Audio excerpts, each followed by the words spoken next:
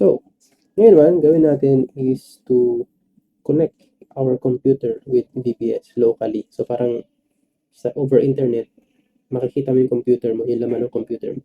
So, open tayo ng folder. Diba naka-yes kasi yung disk drive sa redirect. So, ngayon, if we click yung this PC, so, makita natin, meron tayong local disk. Ito yung sa VPS natin. And then, may makita rin tayong redirected drives and folders. Ito yung mga drive na meron yung computer mo. Okay? Kasi naka-yes ito. Kung hindi naka-yes yan, hindi makikita yan. Okay? So, ito yun. Ito yung laman ng aking D drive. Nandyan yung mga folders.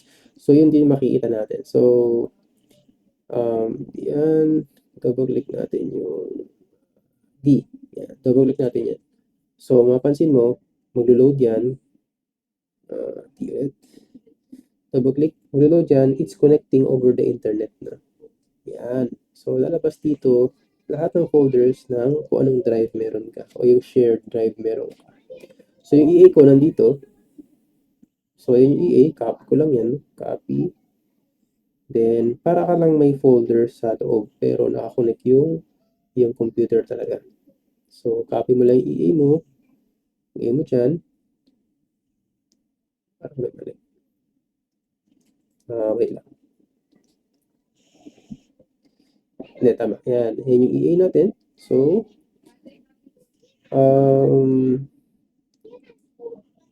pwede mo nang ilagay yung mga set files, no, sa loob. Para ka nagka-copy ka ng set files, doon mo rin ilagay sa loob ng D. Ngayon, itong EA na to, ito na yung gagamitin natin.